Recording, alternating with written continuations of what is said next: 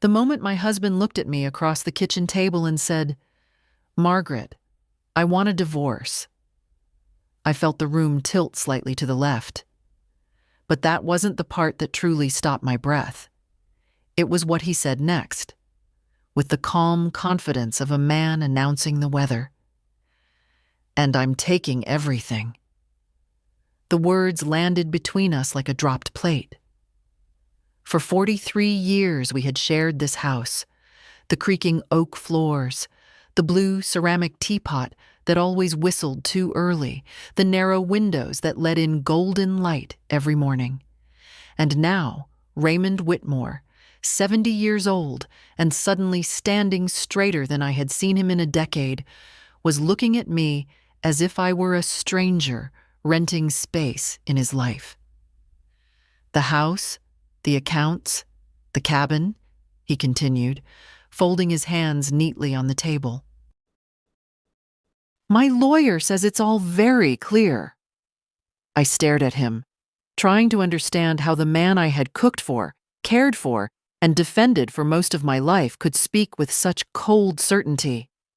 Outside, a wind pushed through the maple trees in the yard, rattling the old iron bird feeder Raymond had once insisted on installing himself. Funny how quickly things that felt permanent could start sounding hollow. "You're serious," I said quietly. Raymond gave a short laugh. Not the warm chuckle I remembered from years ago, but something sharper, polished. "Margaret, I've been serious for months." Months. The word slid under my ribs like a thin blade. So while I was planting tomatoes in the garden, he had been planning this? While I was repairing the loose hinge on the pantry door, he had been sitting somewhere with a lawyer, deciding what parts of my life he intended to strip away. "And you believe the house is yours?" I asked. He leaned back in his chair, confidence practically glowing off him like a cheap aftershave. "It's in our marriage. Everything is. Don't make this difficult." I studied his face. The thin gray mustache he trimmed every Sunday morning, the little scar near his eyebrow from when he slipped on the dock 20 years ago. For a moment, I wondered if I had imagined the entire life we shared. Then I noticed the folder beside his elbow. Legal paper, typed tabs. Prepared. Raymond had not come to talk. He had come to declare victory. "You've already filed," I said. He smiled slowly. "Of course." There was something almost theatrical about the way he said it, as if he had rehearsed this scene many times before walking into my kitchen tonight. I stood up and walked to the window. The backyard stretched out in quiet evening light. The herb garden, the old wooden bench, the narrow path that led to the shed where Raymond used to spend hours pretending he enjoyed woodworking. 43 years. And now he spoke as if I were a guest who had overstayed. Behind me, I heard the rustle of paper as he slid the folder slightly across the table. "You should look at the documents," he said. "It'll help you understand how this will go." I turned back slowly. Raymond's confidence wasn't just arrogance, it was certainty. The kind that comes from believing every piece on the board is already in place. He thought he had already won. What Raymond Whitmore didn't know, what he had never bothered to learn, was that years ago, after one particular night, when I realized exactly what kind of man my husband truly was, I had made a quiet decision. A decision that would one day matter very, very much. But Raymond had never asked about paperwork. Raymond had never asked about the house. And Raymond had never imagined that the quiet woman sitting across from him might understand far more about ownership than he did. "Hello, my dear friends, Grace here. Tell me honestly, if someone you spent 40 years with suddenly said they were taking everything, how would you react?" Write in the comments and don't forget to like and subscribe so we can keep sharing these stories together. Raymond tapped the folder again, impatience creeping into his voice. "Well," he said, "aren't you going to read it?" I looked down at the stack of legal pages, then back at the man who believed he had already erased me from my own home. And for the first time since he walked into the kitchen, I smiled. "Raymond," I said calmly, "you might want to be very careful about what you think belongs to you." His smile faltered, just for a second. And in that tiny moment of silence between us, I realized something important. My husband had spent months preparing to take everything, but he had never prepared for the possibility that the house was never truly his to take. Raymond did not like my smile. I saw it immediately in the way his fingers stopped tapping the folder. For 43 years, he had studied my reactions the way some men study stock charts. He knew when I was frightened. He knew when I was tired. And he especially knew when I was about to surrender. But this smile didn't fit any of those categories. "What's that supposed to mean?" he asked. I didn't answer right away. Instead, I walked back to the stove where the kettle had just begun to whisper its quiet pre-boil song. It was an old enamel kettle, pale green with a tiny chip near the spout. Raymond once said it was the ugliest thing in our kitchen. I kept it anyway. Small rebellions become habits after 40 years. "I'm making tea," I said calmly. "Margaret." His voice had hardened, but I poured the water slowly into a teacup, dropped in a sachet of Earl Grey, and sat back down at the table as if we were simply discussing the weather. Raymond stared at me like a man trying to solve a puzzle with missing pieces. "You're taking this very calmly," he said. "Well," I replied, stirring the tea, "it's not the first unpleasant surprise marriage has delivered." That landed. His jaw tightened, but he pretended not to notice. "Look," he said, sliding the folder toward me again. "You can fight if you want. That's your right. But Daniel says it'll only make things harder for you." Daniel. So that was the lawyer's name. "You've hired someone already," I said. "Of course I have." "How long?" Raymond hesitated, and that tiny pause told me more than any confession. "A while," he muttered. I opened the folder. Inside were exactly the kinds of papers I expected. Asset summaries, bank statements, property evaluations, and a neatly typed proposal for division.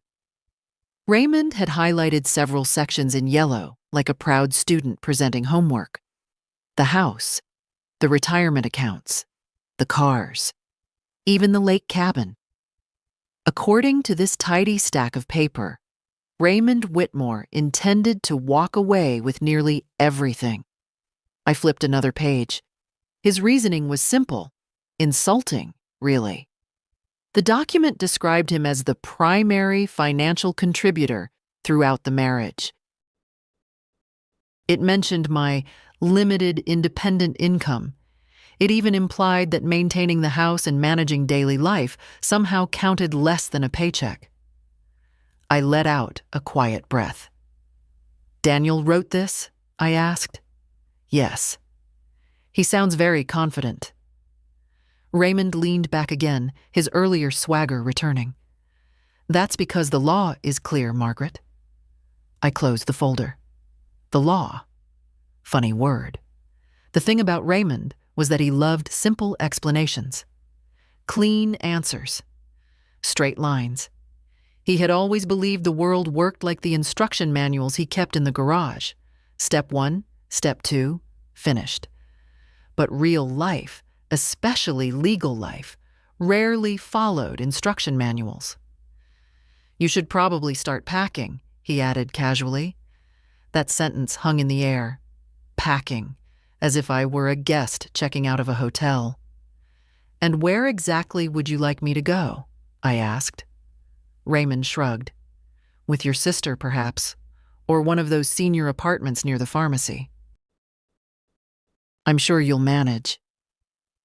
For a moment, the kitchen felt very small. The wooden cabinets I had refinished myself, the terracotta jar filled with dried bay leaves, the narrow shelf where I kept my favorite cookbook, the one with the handwritten recipe for saffron chicken that Raymond once begged me to make every Sunday. All of it suddenly looked different. Not because it was leaving me, but because Raymond believed it already had. "You've really thought this through," I said. "I have." "And you're certain the house belongs to you?" Raymond smiled again. "Yes." That confidence again, that dangerous, comfortable certainty. I folded my hands in my lap and studied him carefully. The man sitting across from me had spent months planning how to dismantle my life. He had lawyers, paperwork, and a very expensive belief that he understood the law. But Raymond Whitmore had always had one flaw. He never looked closely at details he assumed were beneath him. And the house? The house was nothing but details. "I suppose we'll see what the court says," I said quietly. Raymond snorted. "Oh, Margaret," he said, shaking his head. "The court is going to say exactly what I just did."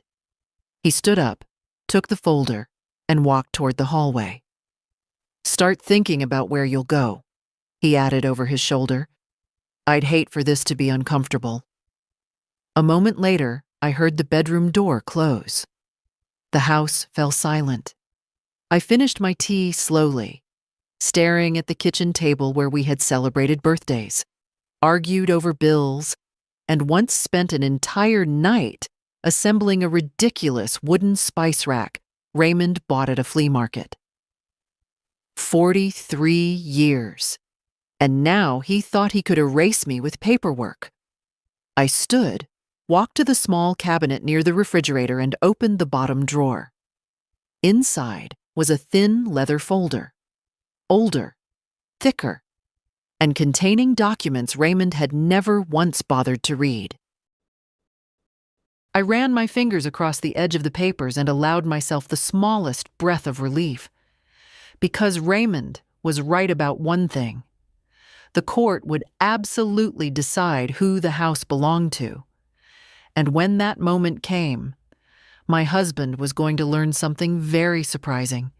He had spent months preparing to take everything, but he had no idea what he was actually walking into. The next morning, Raymond behaved as if the house already belonged to him. He came into the kitchen wearing the navy sweater he liked to put on when he wanted to look respectable, the kind of sweater that made people assume he was a reasonable man. He poured himself coffee, opened the newspaper, and didn't even glance at me. 43 years of marriage, and suddenly I had become background noise. "Morning," I said. He nodded faintly, eyes still on the paper. There was an article about rising property taxes in the county. Raymond tapped the page with his finger as if the universe itself had written it for his benefit. "See?" he said. "Another reason this place needs proper management." Proper management. That was a new phrase in Raymond's vocabulary. Apparently, I had been mismanaging the house I had maintained for 4 decades. I buttered a piece of toast slowly and watched him over the edge of my teacup. "What time is your lawyer expecting you today?" I asked. Raymond looked up sharply. "Who said I'm seeing him today?" "You did," I replied calmly. "Yesterday, when you said Daniel had already prepared the documents." Raymond stared at me for a moment, trying to decide whether I had just been lucky with my guess. Then he shrugged. "Late afternoon," he admitted. "We're reviewing the next steps." Of course they were. Men like Raymond never liked leaving things to chance. He folded the newspaper and stood up. Oh, he added casually. Someone will be coming by later to look at the property. I blinked. Look at the property? A realtor, he said. Just preliminary. Preliminary. The word echoed around the kitchen like an insult. You're already planning to sell the house? I asked. Not immediately, Raymond said with a thin smile. But Daniel suggested we get an updated valuation. You know, for the division of assets. Division. Such a polite word for theft. I finished my tea and stood, carrying the cup to the sink. What time? I asked. 3. I nodded. Good, I said. Raymond frowned slightly. Good? I'd hate to miss it. For the first time since he announced the divorce, Raymond seemed slightly uncertain. You don't need to be here, he said. It's just a walkthrough. I live here, I replied. The silence stretched. Raymond cleared his throat and grabbed his coat. Suit yourself, he muttered. A moment later, the front door closed behind him. His car engine started, then faded down the road. The house was quiet again. I walked slowly through the living room, running my fingers along the back of the old leather sofa. Raymond bought that sofa during what he used to call his successful years. It smelled faintly of cedar polish and the strange herbal oil he rubbed on his knees. Every corner of this house held some piece of our history, but history alone wasn't what mattered anymore. Paper mattered. Documents, signatures, ownership. I went back to the kitchen and pulled the leather folder from the drawer again. The paper inside had yellowed slightly over the years, but the ink was still perfectly clear.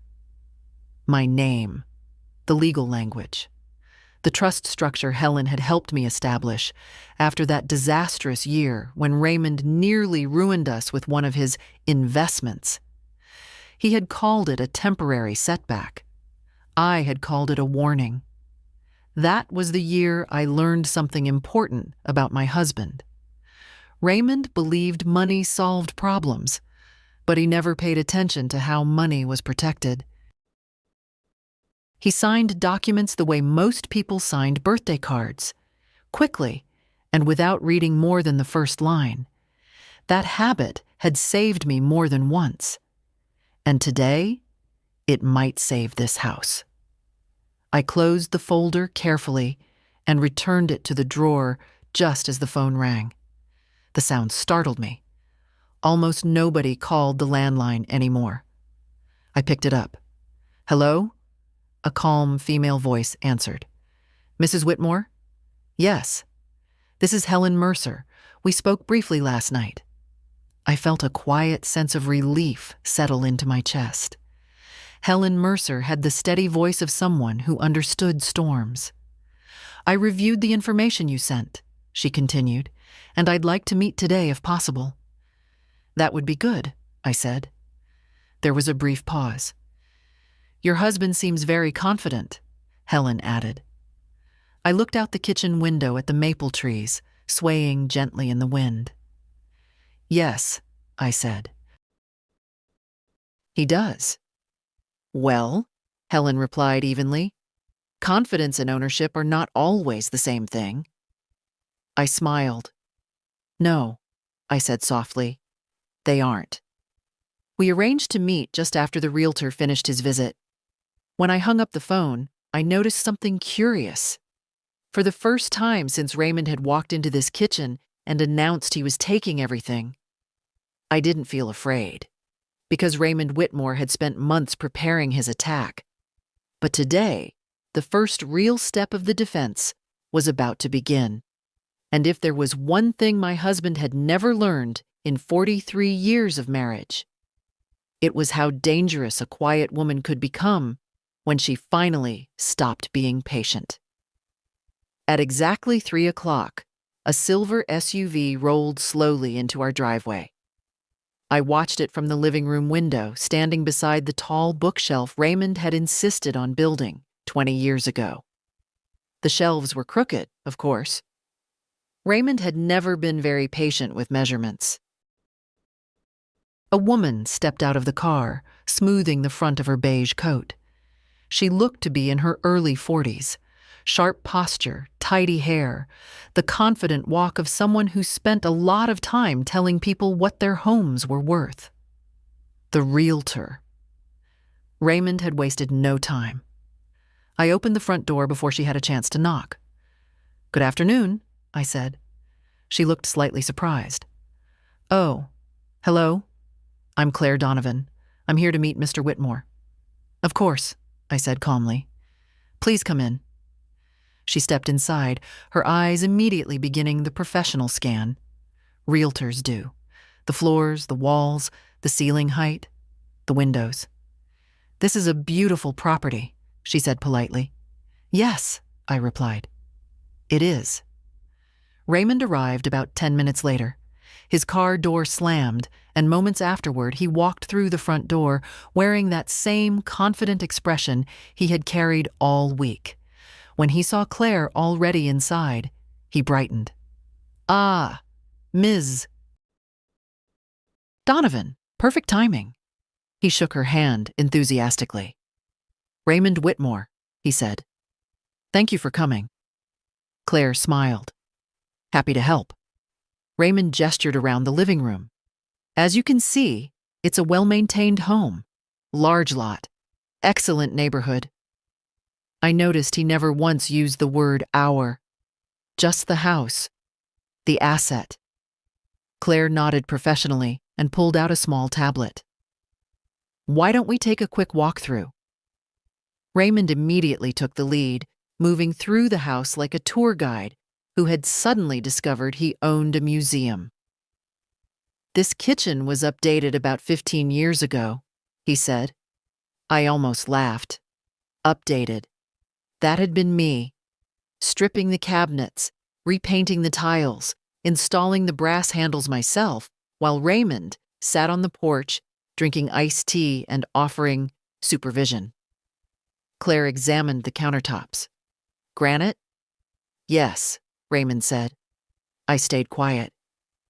Sometimes silence reveals more than arguments ever could. We moved through the dining room, the hallway, and then the study. Raymond spoke constantly, filling every second with numbers, improvements, and imagined market value. "And the backyard is nearly half an acre," he added proudly. Claire made notes. "Impressive?" Then she asked the question. "And the title is under both of your names?" Raymond answered before I could speak. "Currently, yes, but we're in the process of a divorce settlement." Claire gave a polite nod, the way professionals do when they hear family complications they'd rather not get involved in. "I see." We continued upstairs. When we reached the master bedroom, Raymond opened the closet and gestured at the space as if he were presenting a luxury hotel suite. "Plenty of storage," he said. Claire typed something into her tablet. "Very good." Then she glanced at me. "And how long have you lived here, Mrs. Whitmore?" 43 years, I said. Her eyebrows lifted slightly. "That's quite a long time." "Yes," I said softly. Raymond cleared his throat. "Well, times change." Claire finished her notes and slipped the tablet back into her bag. "I'll send a preliminary valuation later this week," she said. Raymond smiled broadly. "Excellent." He walked her to the door, thanking her again with the kind of charm he used whenever he wanted to look like a reasonable man. When the front door closed and her car drove away, the house fell quiet again. Raymond turned to me. "Well," he said smugly, "that went smoothly."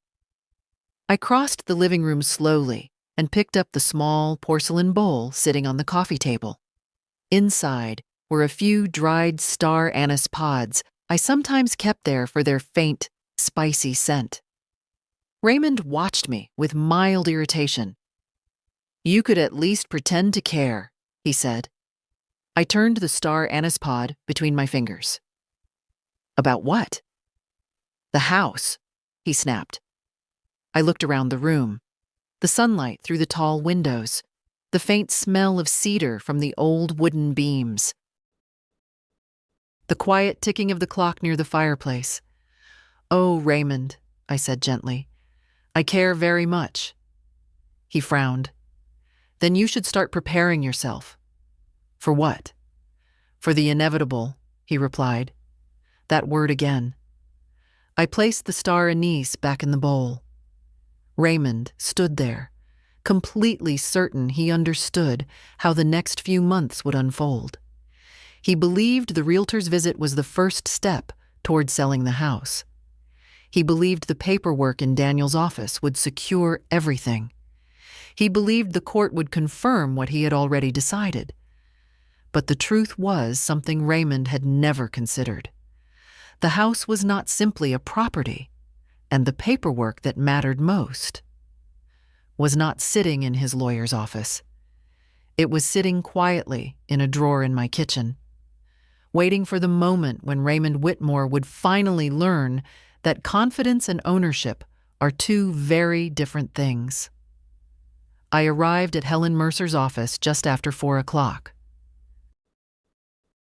Her building stood on a quiet street near the courthouse, a modest brick structure with narrow windows and a brass plaque beside the door that read, Mercer and Dalton, Attorneys at Law. It wasn't flashy, and that was exactly what I liked about it. Flashy lawyers tended to talk too much. Helen met me in the reception area herself. She was in her early 50s, tall, with silver beginning to show in her dark hair. Her handshake was firm, and her eyes had the calm focus of someone who had seen every kind of courtroom drama imaginable. Mrs. Whitmore, she said. Please, I replied. Margaret. She gave a small nod and led me down the hallway into her office. It smelled faintly of paper, ink, and the sort of expensive tea people buy when they want to pretend they aren't stressed. On one shelf sat a neat row of legal volumes.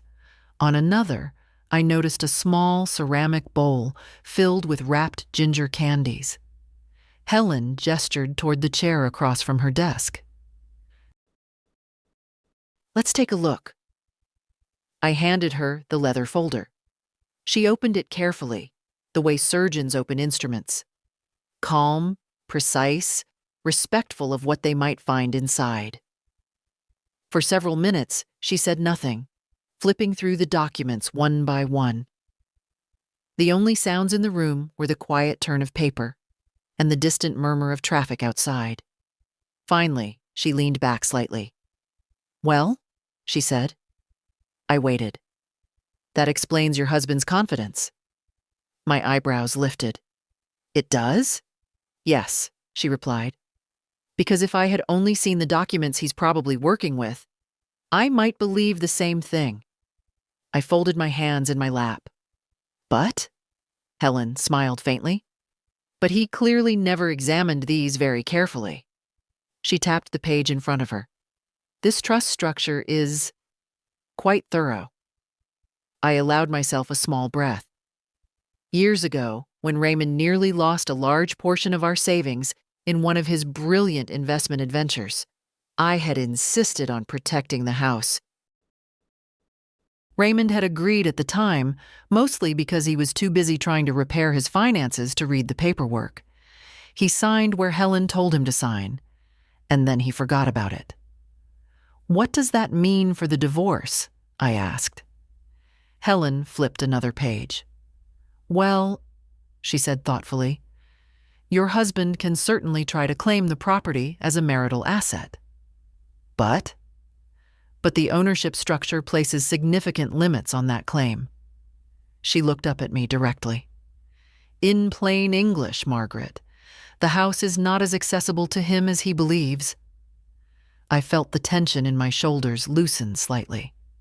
That's good to hear. Helen nodded, though her expression remained careful.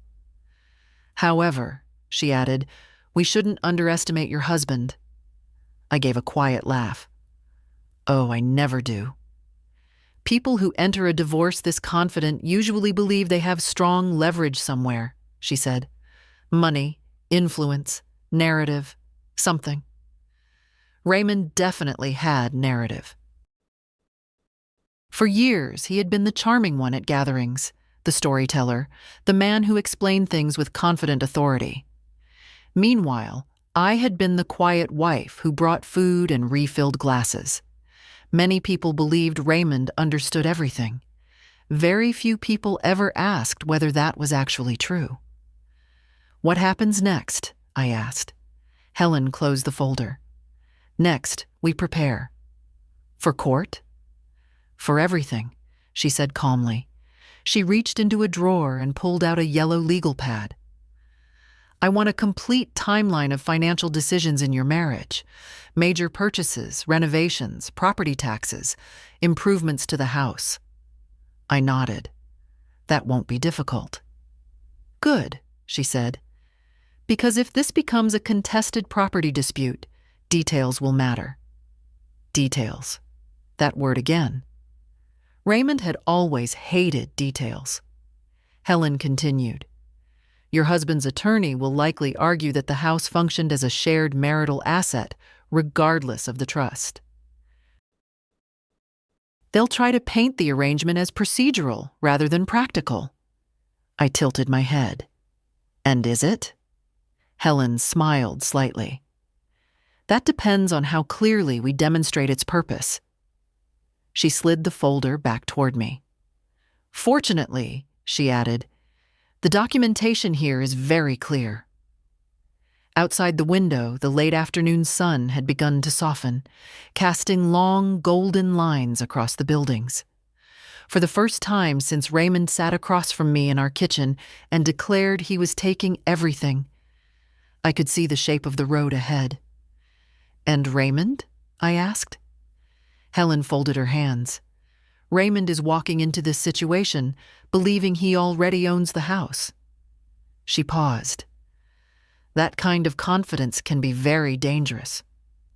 For him? I asked. Helen nodded once. Yes. I picked up the leather folder and stood. Then I suppose we shouldn't rush to correct his misunderstanding.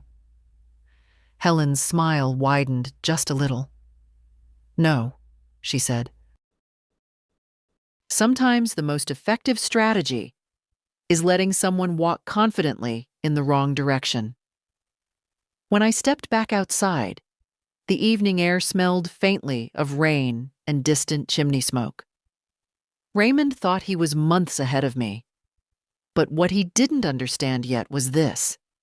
The moment he walked into that courtroom, he would be stepping onto a board he didn't even realize existed.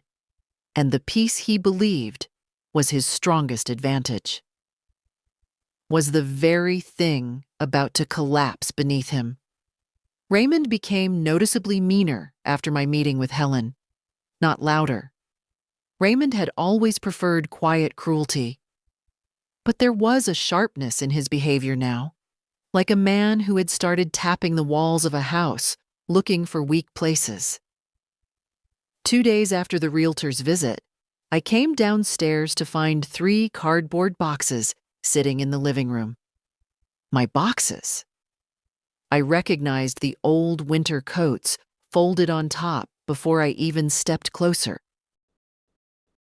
Raymond was standing by the fireplace with his phone in one hand and a yellow legal pad in the other.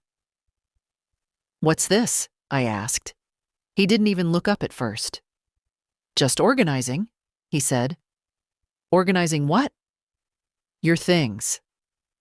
I walked slowly into the room. Inside the first box were my scarves, 2 cookbooks, and the little wooden spice grinder I had bought years ago from a market vendor who insisted it worked best for cardamom and cloves. I used it every winter when I made mulled cider. Raymond had dumped everything together like it was junk from a garage sale. You went through my closet? I asked. He finally looked up. Well, someone has to start separating things. Separating? Raymond shrugged. You won't be staying here much longer. The words hung in the room like smoke. I folded my arms. That decision hasn't been made. Raymond smirked. Oh, Margaret, it has. He tapped the legal pad. Daniel says it's better if we start preparing now. Makes the transition easier. Transition. That word had become his favorite lately. Everything was a transition. As if he were politely rearranging furniture instead of dismantling a marriage. I bent down and picked up the spice grinder from the box. The wood was warm in my hands from the afternoon sun coming through the window. Raymond watched me. You know, he said casually, you'd save yourself a lot of trouble if you just agreed to the settlement. I looked up. What settlement? The one Daniel drafted. I haven't agreed to anything. You will, he said confidently. I set the grinder on the table. And why is that? Because fighting this will cost money, Raymond replied. Time, stress. Lawyers love stretching things out. He leaned against the fireplace like a man delivering wise advice.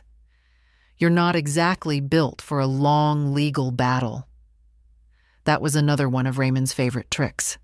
The quiet suggestion that I was fragile. Too emotional. Too old. Too tired. It had worked on people for years. Just not on me anymore. I met with a lawyer, I said calmly. Raymond froze. Just for a moment. You what?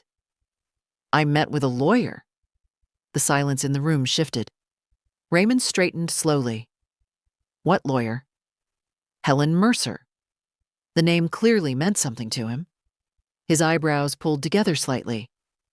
Helen Mercer? He repeated. Yes. Raymond let out a short laugh, though it sounded forced. Well, that's unnecessary. Is it? Yes, he said quickly. Daniel and I already outlined everything. There's no reason to complicate things. I sat down in the armchair by the window. Raymond, I said gently, you told me 2 days ago you were taking everything. That's correct. And now you're surprised I spoke to a lawyer? He opened his mouth, then closed it again. For the first time since this began, Raymond looked slightly irritated. I just don't see the point, he muttered. The point, I replied, is understanding what belongs to whom. Raymond waved a dismissive hand. That's already clear. I tilted my head. Is it? He stared at me for a moment. Then he laughed again, louder this time. You're really going to drag this out, aren't you? I'm simply making sure everything is correct. Raymond shook his head and grabbed his coat. Well, he said, heading toward the door, Daniel will be thrilled. Lawyers love clients like you. He stopped at the doorway and glanced back. Just remember something, Margaret. Yes? When this is over, you'll wish you had taken the easy option. The door closed behind him. A moment later, I heard his car start and drive away. The house fell quiet again. I looked down at the 3 cardboard boxes Raymond had filled with pieces of my life, scarves, books, kitchen tools, objects he believed he could pack away like decorations after a holiday. I walked over, lifted the spice grinder again, and turned it slowly in my hands. Raymond believed this house was already his. He believed the paperwork in Daniel's office would prove it, and he believed that sooner or later I would give up. What he didn't understand was that every cruel little move he made, every box, every insult, every smug conversation with his lawyer, was quietly pushing this situation toward a place he would not enjoy. Because when Raymond Whitmore finally stepped into that courtroom, he was going to discover something very uncomfortable. The house he was so busy trying to take from me was never something he truly owned. The following week, Raymond began talking more. Not to me. Raymond rarely said anything honest directly to my face, but to everyone else. It started with a phone call I overheard one afternoon while I was in the hallway. Raymond was in the study, the door half open, speaking loudly in the tone he used whenever he wanted to sound reasonable. "Yes, Linda, I know," he said into the phone. "It's unfortunate. Margaret is taking this very emotionally." I paused beside the bookshelf. Emotionally. That word again. "Of course I'm trying to keep things civil," Raymond continued. "But you know how stubborn she can be." I leaned against the wall quietly, listening. Linda Carter was Raymond's niece. She lived 2 towns over and had always treated him like a wise older brother instead of the occasionally reckless man he really was. There was a pause while she spoke on the other end. Raymond sighed dramatically. "Yes, I know she's lived here a long time, but that doesn't change the legal reality." Legal reality. Raymond loved that phrase lately. "Well, Daniel says the house will likely need to be sold anyway," he added. "It's the cleanest solution." Sold. So that was the plan. I moved away from the hallway before Raymond finished the call. Listening any longer would have been unnecessary. I already knew exactly what story he was telling people. Poor Raymond, difficult wife, unfortunate divorce. Reasonable man forced to deal with emotional resistance. He had been polishing that performance for years. Later that evening, I drove into town. The accountant's office sat above a small bakery that always smelled like cinnamon and warm sugar. I had known Arthur Klein for nearly 30 years. He had handled our taxes since Raymond first started his consulting business, back when his hair was still mostly black. Arthur looked older now, but his eyes were still sharp behind his thick glasses. "Margaret," he said when I stepped inside, "this is a surprise. I hope it's not an inconvenient one." "Not at all." He gestured toward the chair beside his desk. "What can I help you with?" I sat down and placed a small envelope on the desk. Inside were copies of several financial records: property tax payments, renovation receipts, insurance statements. Arthur studied them carefully.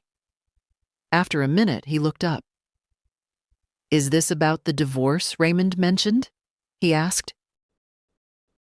So Raymond had already started his campaign. "Yes," I said. Arthur leaned back slowly. "He told me the house would probably be sold." "I'm sure he did." Arthur adjusted his glasses and tapped one of the papers. "These payments," he said. "Most of them came from your personal account." "That's correct." He nodded slowly. "I remember advising you about that years ago." "Yes," I said. "You did." Arthur looked thoughtful. "Raymond never paid much attention to the property details," he added. "No," I agreed. "He didn't." Arthur gathered the papers neatly. "If you need documentation confirming these records, I can provide it." "That would help?" He smiled faintly. Raymond always assumed he understood the financial structure of things. I returned the smile. "That's a very accurate description." When I left the bakery, the air outside carried the smell of fresh brioche and roasted coffee beans. For a moment, I stood on the sidewalk, watching the evening traffic roll slowly through town.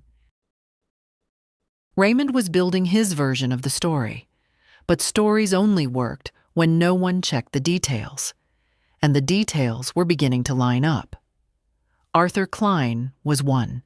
Tomorrow I would visit another. Robert Delgado, the notary who had witnessed a very important document years ago, a document Raymond had signed without reading. I got into my car and turned the key. Because while Raymond spent his days telling people the house would soon be sold, I was quietly gathering the people who knew the truth about how that house had actually been protected. And when the time came to explain that truth in court, Raymond Whitmore was going to discover that confidence was a very poor substitute for preparation.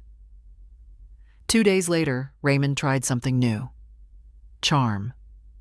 It started on a Thursday evening when I came home from the grocery store. The kitchen lights were already on, and for a moment I thought I had forgotten to turn them off before leaving. But when I stepped inside, I saw Raymond standing at the stove. He was stirring something in a saucepan.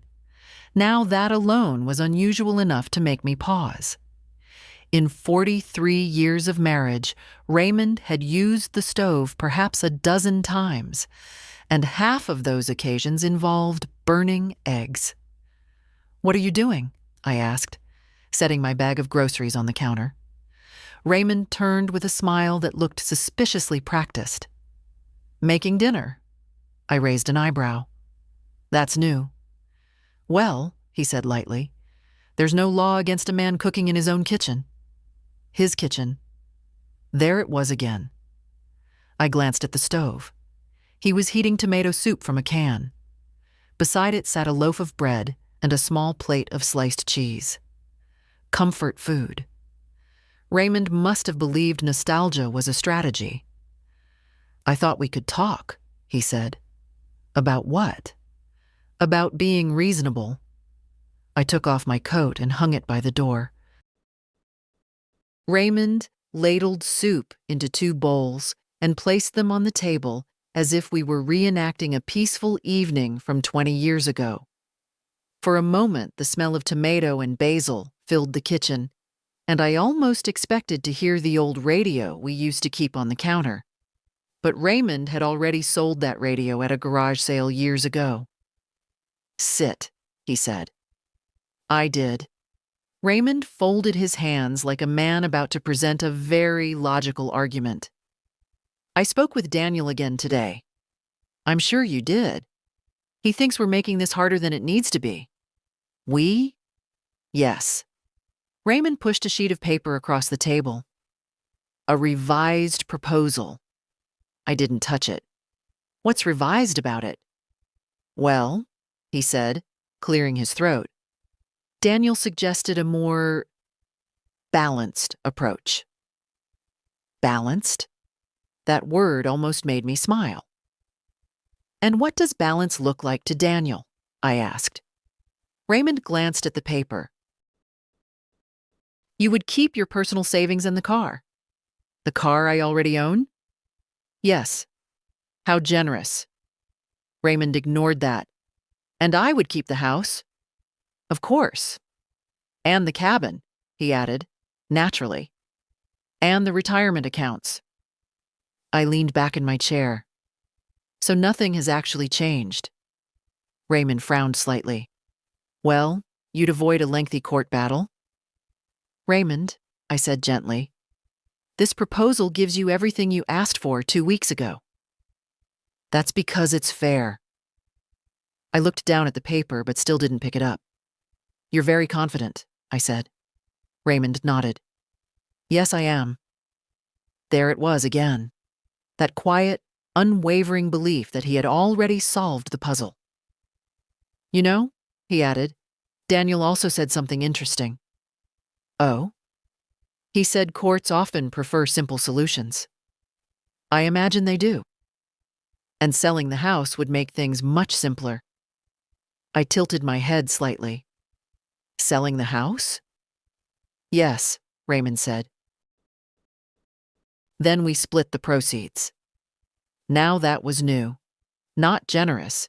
Raymond never did generous, but strategic. If he couldn't claim the house directly, perhaps he believed selling it would still give him half. I finally picked up the paper.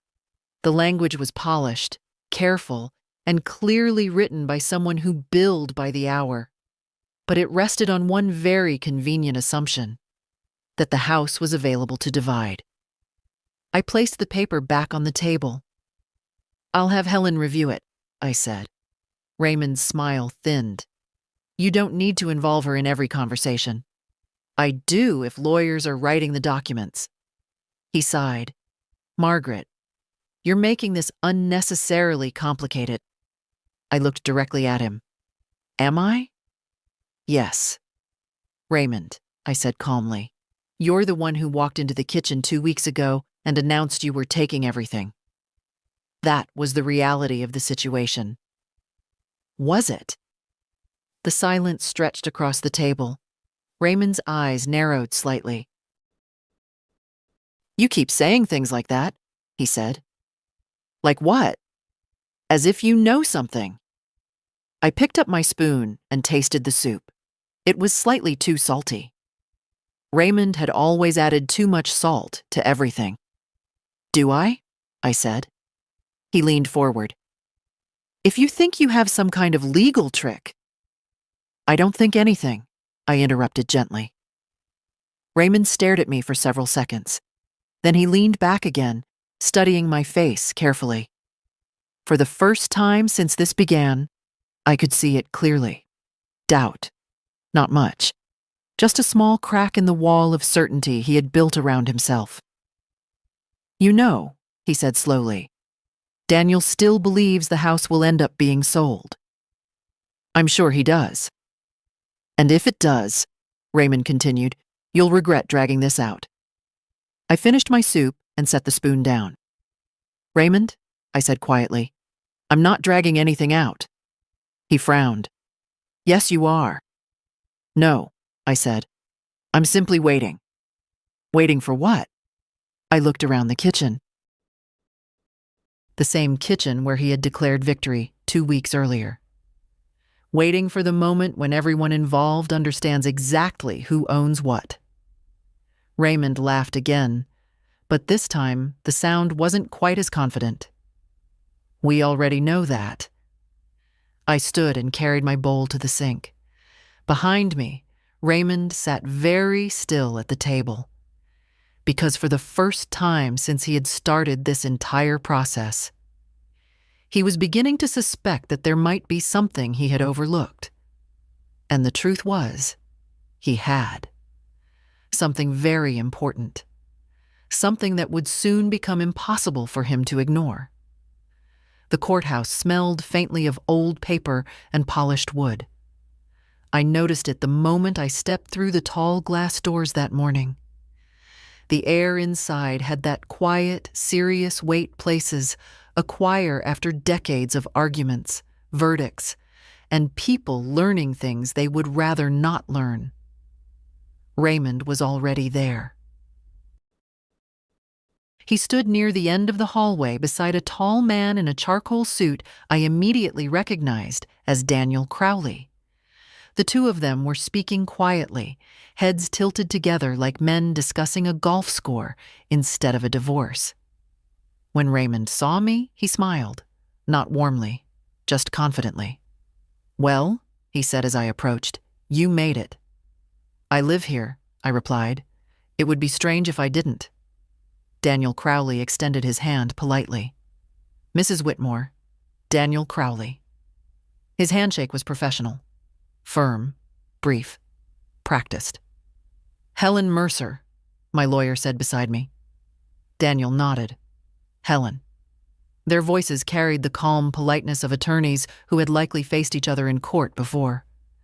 Raymond glanced between us. I hope this doesn't take all day, he said lightly. I have a meeting later. Helen didn't even look at him. That depends on how complicated your claims are, she replied. Raymond smirked. Oh, they're very straightforward. Of course they were. We were called into the courtroom a few minutes later. The room itself was smaller than I expected. Wood-paneled walls, rows of benches, and a tall desk where Judge Harold Bennett sat reviewing a stack of files. He was an older man with a careful expression, the kind of face that had listened to too many arguments to be impressed by confidence. We took our seats. Raymond sat tall, shoulders squared, hands folded like a man attending a ceremony where he expected to be congratulated. Daniel began first. Your Honor, he said smoothly, This case concerns the division of marital assets following the dissolution of a long marriage. He spoke clearly, confidently, laying out Raymond's version of the story like a well-rehearsed performance.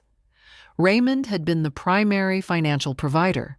The house had functioned as the central marital residence for decades. It was therefore reasonable, Daniel argued, that the property either be awarded to Raymond or sold with proceeds divided accordingly. As he spoke, Raymond nodded occasionally, his expression calm. Everything about his posture said the same thing. This is obvious. When Daniel finished, Helen stood. She walked to the table slowly, carrying a thin folder.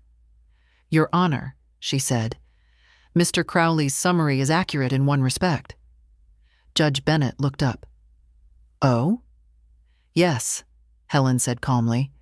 "The house has indeed been the Whitmore's primary residence for many years." Raymond leaned back, satisfied, but Helen continued. "However, its legal status is not as simple as Mr. Crowley suggests." Raymond's smile faltered slightly. Daniel frowned. Helen opened the folder and placed a document on the table. "This property," she said, "was placed into a structured trust arrangement more than a decade ago." Daniel's eyebrows rose. Raymond turned toward him. "What?" Helen continued speaking, her voice steady. "The documentation shows that ownership and control of the property were transferred under specific conditions designed to protect the asset." Judge Bennett adjusted his glasses and began reading the document Helen had handed him. The courtroom became very quiet. Raymond leaned toward Daniel and whispered something urgently. Daniel's confident posture stiffened. He flipped quickly through a copy of the paperwork Helen had just provided. "That can't be correct," Raymond muttered under his breath. Helen said nothing. She simply waited. Judge Bennett read for nearly a full minute. Then he looked up. "Mr. Crowley," he said calmly, "were you aware of this arrangement?" Daniel hesitated. "Your Honor, this is the first time we've seen these documents." Raymond turned toward him sharply. "What do you mean the first time?" Daniel didn't answer. He was too busy reading. Margaret is sitting in that courtroom while her husband's entire plan starts shaking. The confidence, the months of preparation. Suddenly, none of it feels so solid. Tell me honestly, what would you do in Margaret's place right now? Write in the comments. Judge Bennett placed the document back on the table. "Well," he said slowly, "this certainly changes the discussion." Raymond stared at Helen, then at me. His earlier confidence had not disappeared completely, but it had shifted. Like a man who suddenly realizes the floor beneath him may not be as solid as he thought, and the hearing had only just begun. Raymond kept staring at Daniel as if the answer might still change. "What do you mean you've never seen that?" he whispered harshly. Daniel didn't look up immediately. He was flipping through the trust document page by page, his earlier confidence draining with every paragraph. "Raymond," he muttered quietly, "did you sign something regarding the house about 10 or 12 years ago?" Raymond blinked. "Of course I signed things. We were restructuring assets after that investment mess." Daniel finally looked at him. "Did you read them?" Raymond's jaw tightened. "That's not the point." Across the room, Helen stood calmly beside the table, waiting. Judge Bennett leaned back slightly in his chair. "Mr. Crowley," he said, "would you like a moment to review the material?" Daniel cleared his throat. "Yes, Your Honor." Raymond leaned closer to him again, his voice now strained. "Daniel, this doesn't change anything. The house is ours." Daniel didn't answer right away. He was still reading. I watched Raymond's face as realization began creeping slowly into his expression. It reminded me of the time he once backed our car into the mailbox and spent 30 seconds insisting it hadn't happened while the broken wood was still falling to the ground. Denial was Raymond's favorite stage of surprise. Daniel finally placed the document down. "Your Honor," he said carefully, "we would like clarification regarding the nature of this trust arrangement." Helen nodded slightly. "Of course." She stepped forward and addressed the court. The Whitmore residence was placed into a protective trust structure following a series of financial risks undertaken by Mr. Whitmore more than a decade ago. Raymond stiffened. Helen continued. At that time, Mrs. Whitmore sought to ensure the property could not be jeopardized by future liabilities. Judge Bennett glanced at Raymond. That was a prudent decision. Raymond shifted in his seat. "That's ridiculous," he said quickly. "The house was still part of the marriage." Helen remained perfectly calm. The structure allowed Mr. Whitmore to reside in the property and continue using it as the marital home. However, the legal control of the asset itself was transferred. Daniel raised a hand slightly. "Transferred to whom?" Helen turned a page in the document. "To the Whitmore Residential Trust, with Mrs. Whitmore designated as controlling trustee." The room went silent again. Raymond stared at her, then slowly turned toward me. "You put the house in a trust?" he said. His voice wasn't angry yet. It was confused. "You signed the documents," I replied quietly. "That was paperwork after the investment loss," he snapped. "You said it was temporary." "It protected the house," I said. Daniel rubbed his forehead. "Raymond, this means the property is not technically held in the standard marital structure."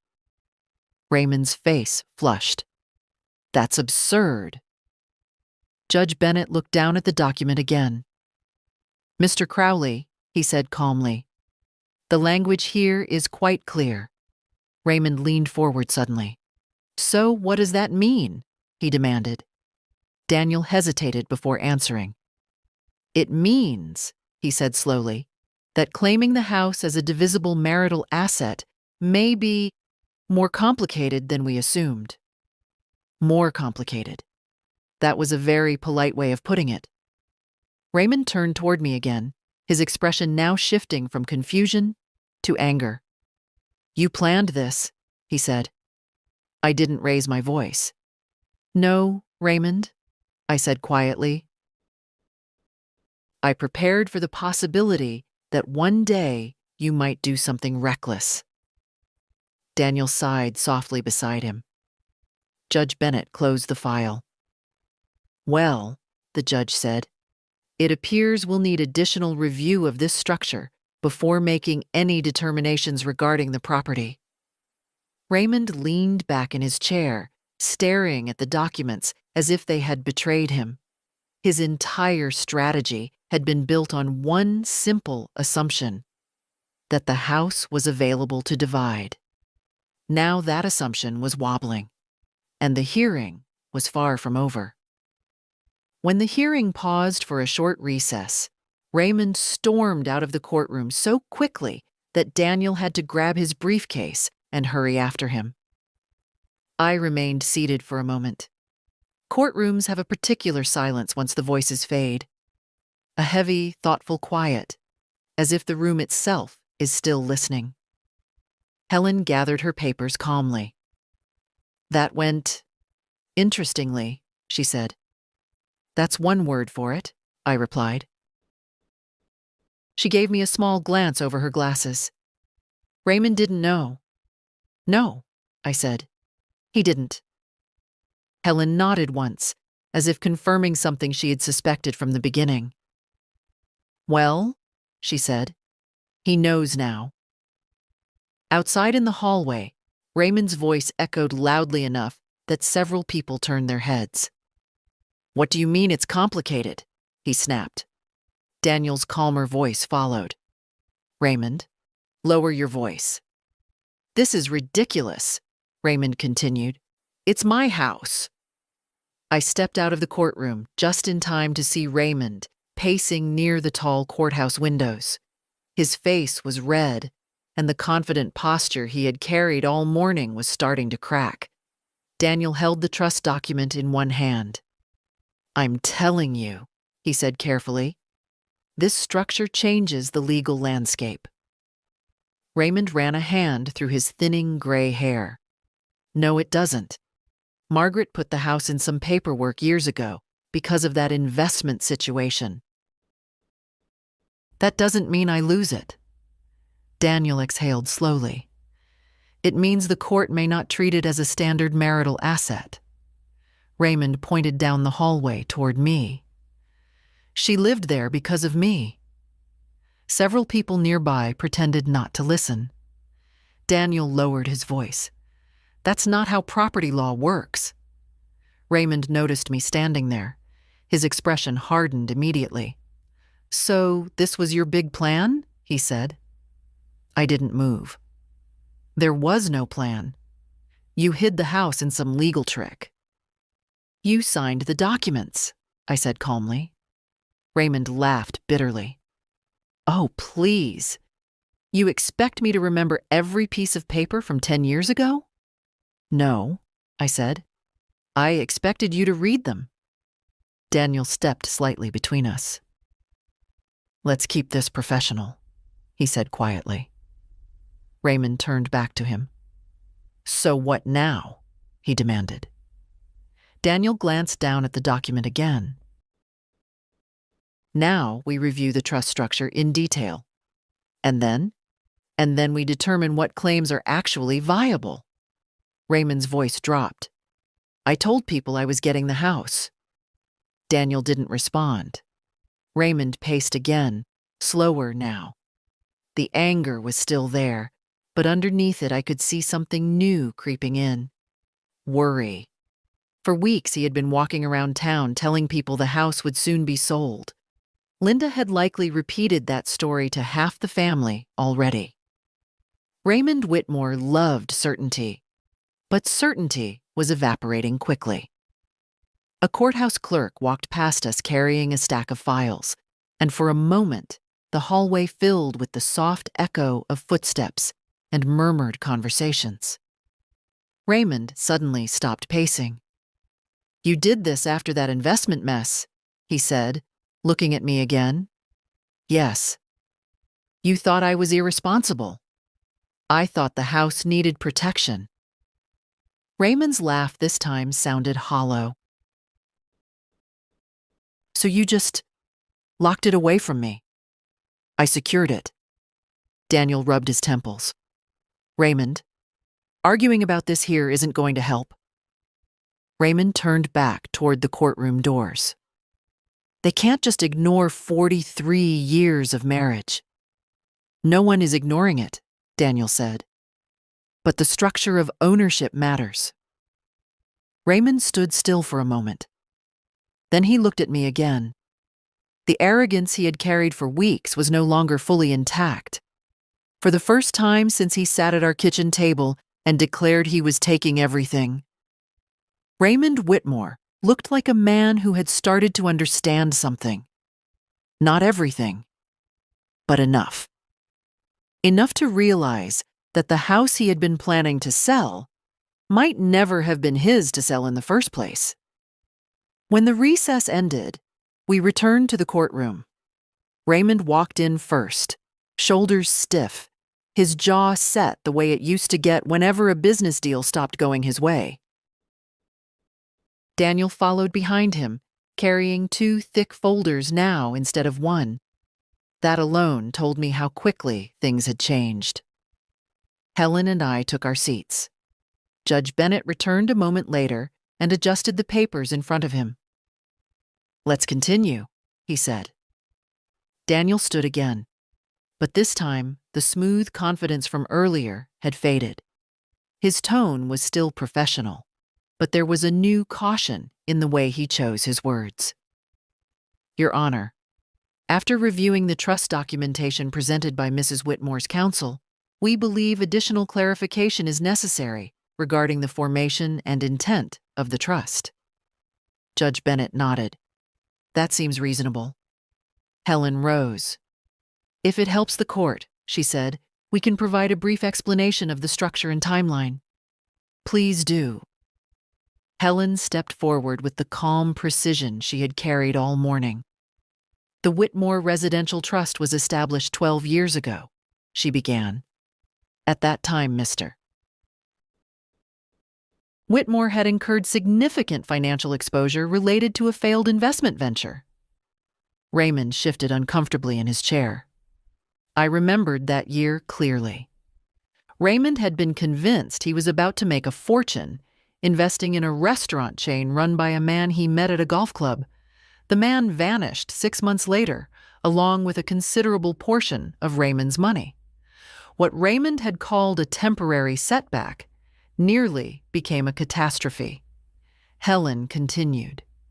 Mrs. Whitmore sought legal advice in order to protect the marital residence from potential financial liability. Judge Bennett glanced toward Raymond. That was wise. Raymond's lips pressed together. Helen placed another document on the table. Under the terms of the trust agreement, the property title was transferred into the trust, with Mrs. Whitmore designated as the controlling trustee. Daniel raised his hand slightly. And Mr. Whitmore signed the transfer documents? Yes, Helen replied. Daniel looked toward Raymond. Raymond avoided his eyes. Judge Bennett examined the document for several seconds. Mr. Crowley, the judge said, the language here appears quite explicit. Daniel nodded reluctantly. Yes, Your Honor. The trust grants administrative authority over the property to Mrs. Whitmore. Raymond leaned forward suddenly. But that doesn't mean she owns the house outright, he said. Judge Bennett looked at him calmly. Ownership within a trust structure can be more complex than traditional property arrangements. Raymond's voice rose. But it's still our house. Helen spoke again, still completely composed. Your Honor, the trust agreement also contains a protective clause restricting the transfer or sale of the property without trustee authorization. Judge Bennett turned another page. I see that. Daniel closed his eyes briefly. Raymond looked between them. What does that mean? He demanded. Daniel exhaled slowly. It means, he said carefully, that the house cannot be sold or transferred without Margaret's approval as trustee.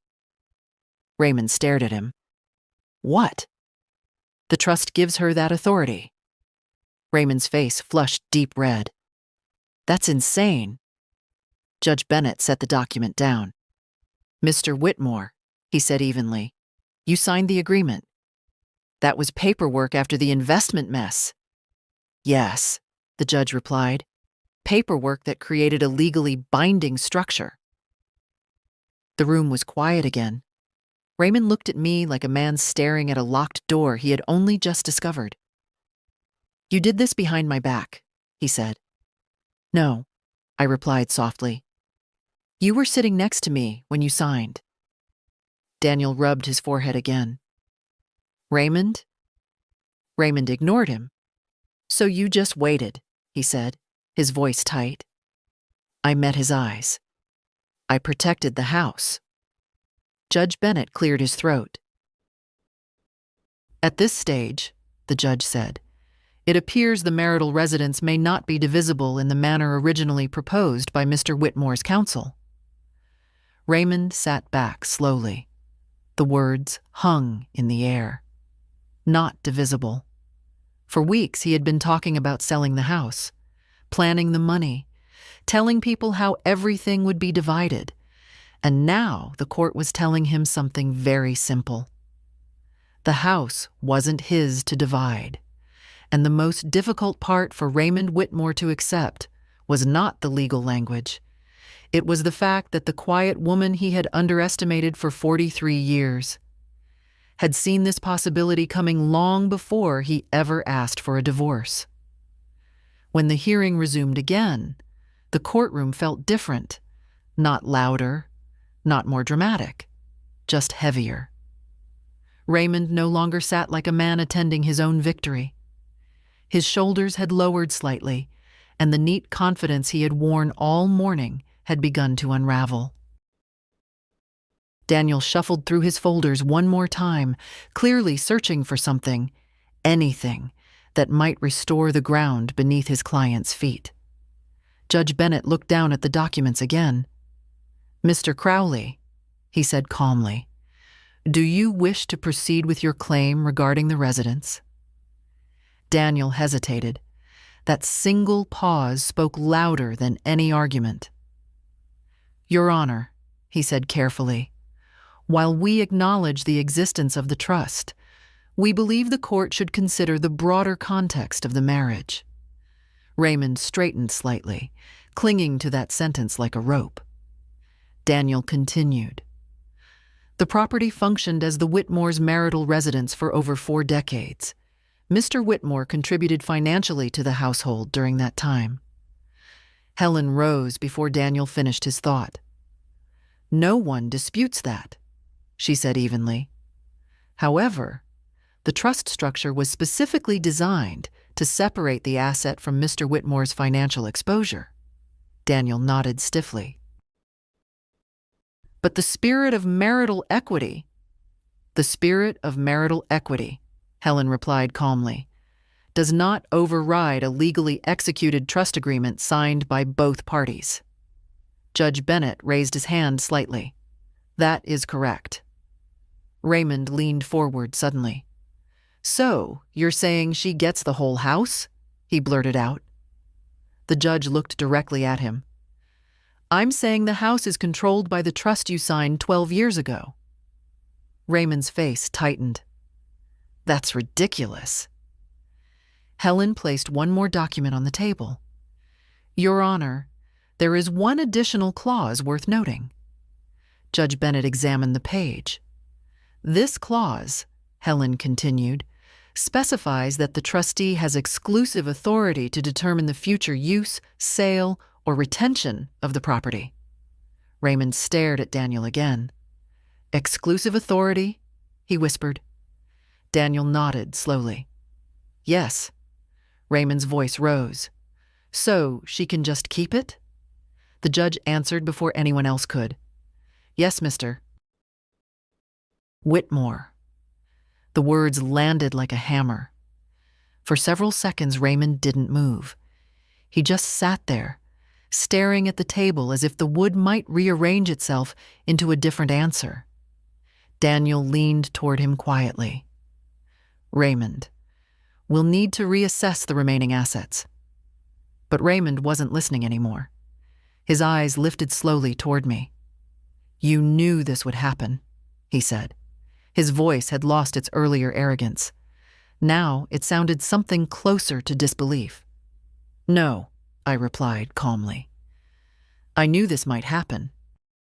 Margaret is sitting there watching the moment her husband's certainty finally collapses.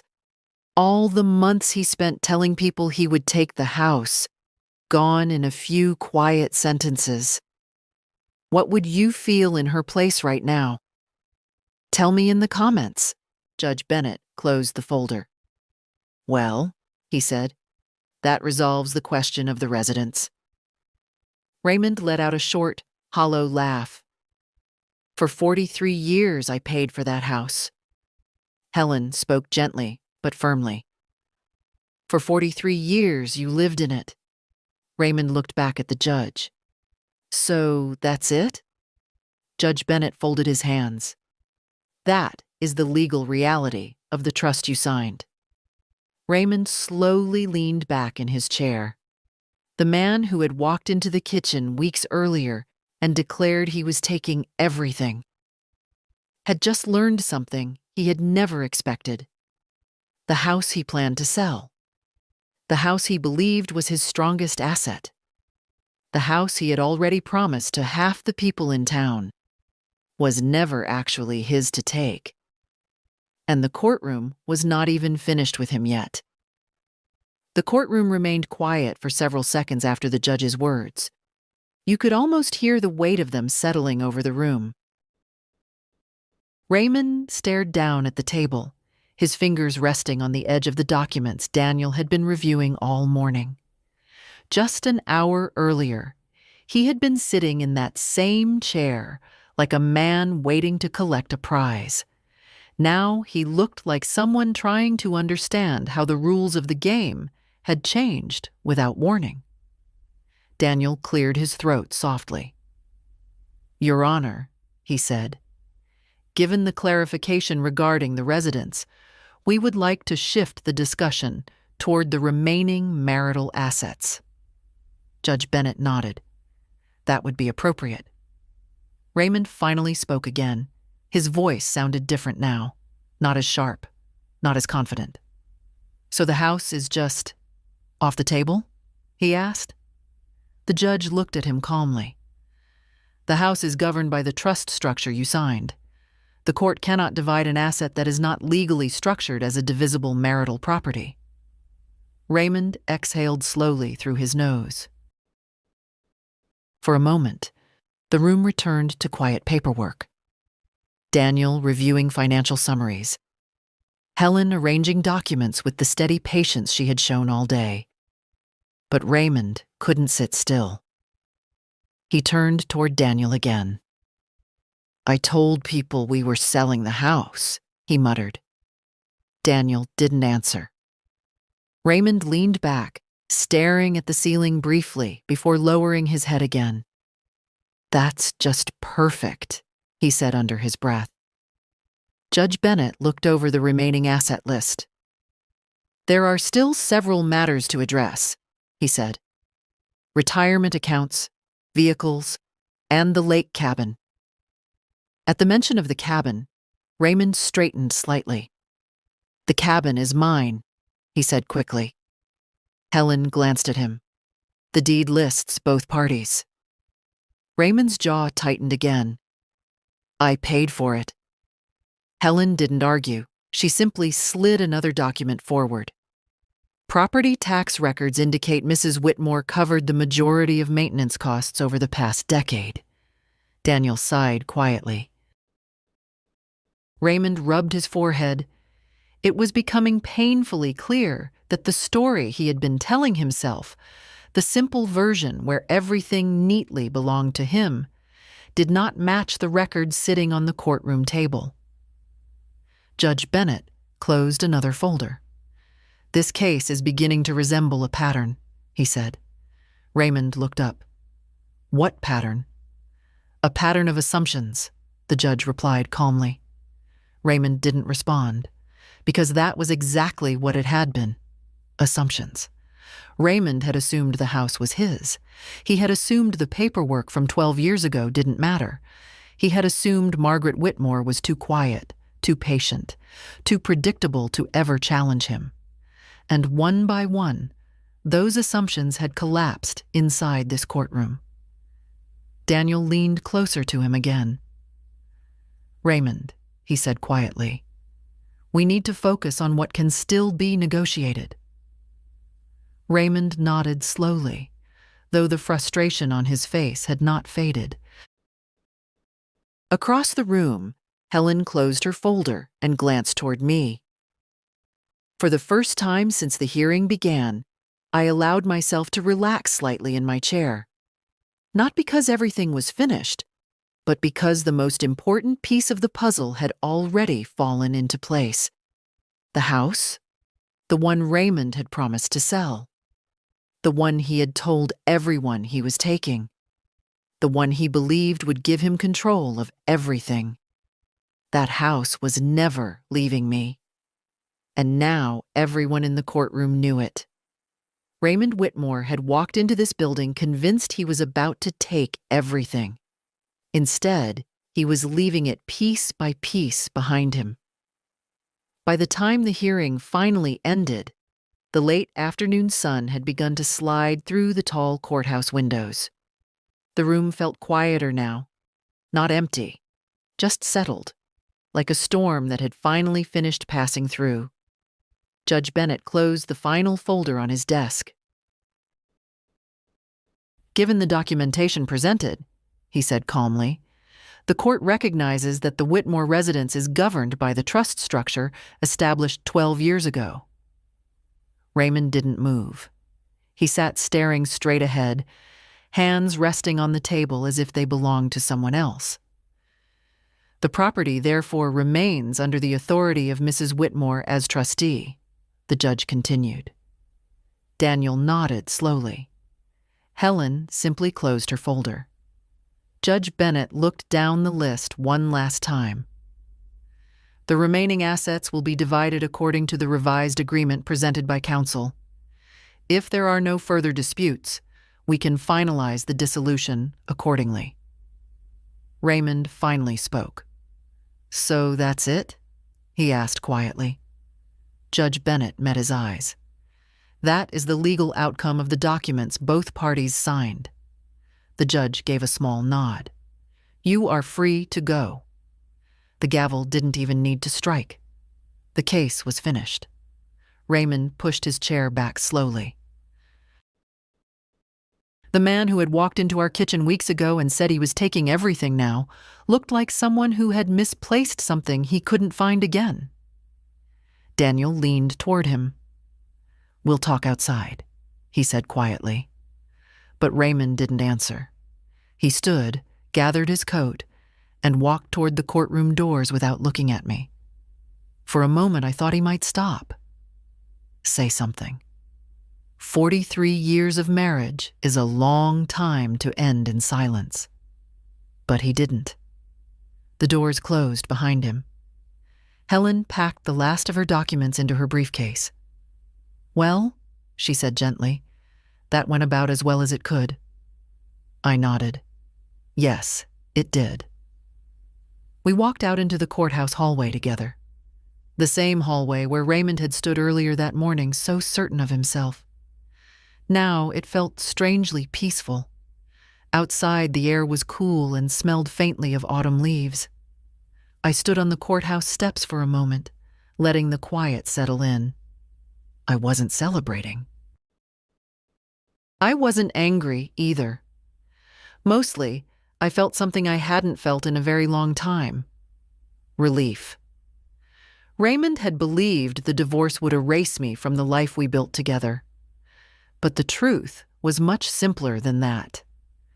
The house had never been something he could take. Because 12 years earlier, when I realized how easily everything could disappear if I trusted the wrong decisions, I had protected the one place that truly mattered. And sometimes protection looks very quiet, right up until the moment someone tries to take it away. My dear friends, this story leaves us with an interesting question. Margaret protected herself long before the divorce ever happened. Some people will say she was wise. Others may think it was too harsh. What do you think? Write your thoughts in the comments. And if you enjoy stories like this, don't forget to like the video and subscribe to the channel so we can keep sharing them together.